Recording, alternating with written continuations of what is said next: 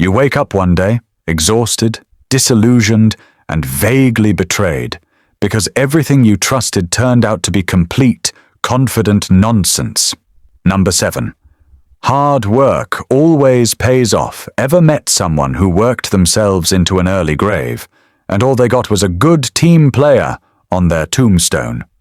This is the lie capitalism hand-feeds you while patting you on the back just before tossing you into burnout. Just work harder, they say. Grind harder. But the truth is, we live in a world where networking often beats merit, charisma beats skill, and a good sob story on LinkedIn can outpace 2 degrees and 60-hour work weeks.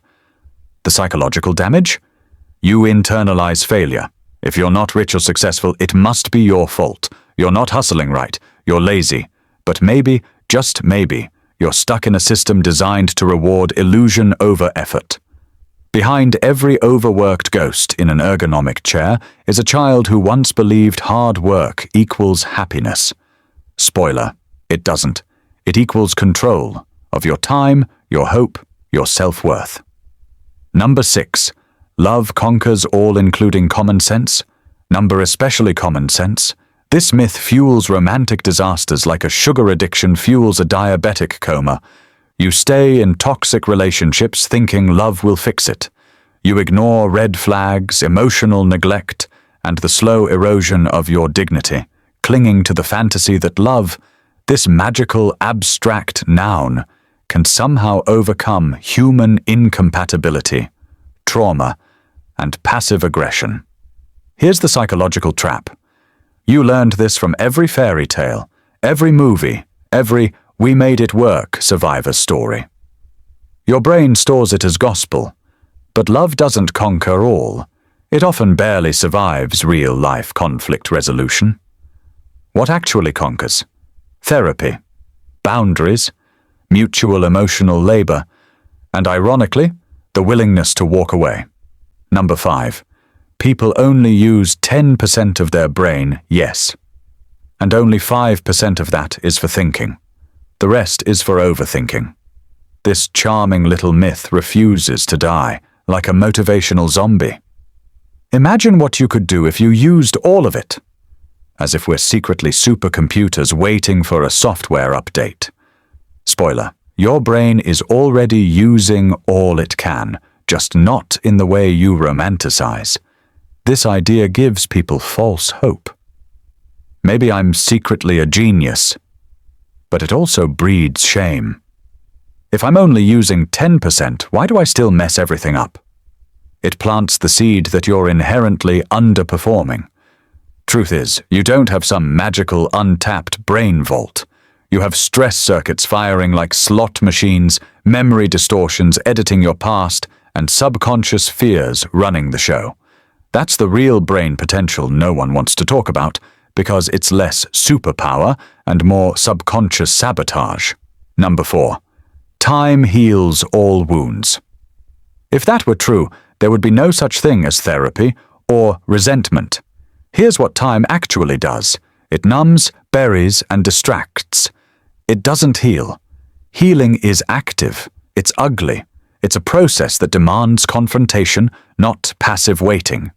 You don't get over things. You crawl through them. And if you don't, those wounds rot quietly in the dark, turning into trust issues, intimacy problems, or sudden explosions at birthday dinners. The danger of this myth is that it gives you permission to avoid. Just give it time, people say, as if trauma is a splinter that eventually works itself out. No, it's a knife, and the longer it stays in, the deeper it sinks. Psychologically, time can help, but only when paired with awareness, reflection, and work. If not, you just become better at hiding the limp. Number 3, you can be anything you want to be. Said every adult who wanted to avoid a tantrum. This feel-good poison is handed to kids like candy, sweet, empty, and potentially toxic. Because here's the fine print they leave out. Not everyone has the same starting line. Not everyone has the same body, brain wiring, money, safety, or support. This myth sets you up to crash. You pursue unrealistic goals, Then blame yourself when you don't land them. You think failure is a flaw in you, not in the map you were given. Suddenly, dream big becomes die disappointed. The more painful truth: you can't be anything, but you can be something deeply honest, beautifully imperfect, and uniquely yours. But only once you drop the fantasy and start embracing your actual wiring.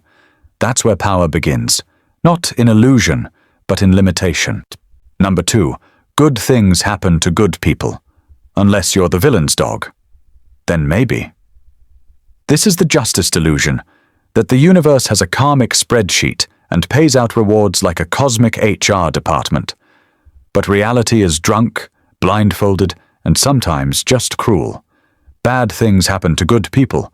Good things happen to sociopaths in private jets. So why do we cling to this? Because the alternative is terrifying. We want control, meaning predictability. So we moralize everything. If I'm kind, if I'm patient, if I don't scream at my barista, then surely the universe owes me one. But this belief can backfire hard. When life breaks you anyway, you feel cheated. You question your goodness. Or worse, you lose your faith entirely. Real psychological maturity is when you stop acting good to earn safety and start being good because it reflects who you've chosen to be. Chaos be damned. Number 1. People are either good or bad. Here lies the most dangerous myth of all, the binary that births every war, every witch hunt, every toxic breakup text that begins with, "You always." This is your brain trying to protect you. Categorizing people helps you survive. Safe versus unsafe. Trustworthy versus enemy. But in reality, people are walking contradictions. Someone can be abusive and still love you. Someone can be kind and still betray you. Someone can be broken and still cause harm, without ever intending to. Complexity doesn't sell well on social media, but it is the truth. This myth prevents real healing. It keeps you trapped in cycles of blame and denial. I can't be the bad one, right? Or worse, they were perfect until they weren't. The only way out is nuance, shadow work, looking at the monsters in your own mirror, because real growth begins when you stop needing to be good and just start being whole. Most of what we believe isn't fact.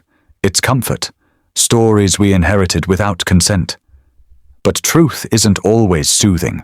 Sometimes it shatters, then sets you free. If this video cracked a myth you once clung to, drop your thoughts below. And remember, you are not broken. You are just remembering. Subscribe if you want more truths whispered in the dark.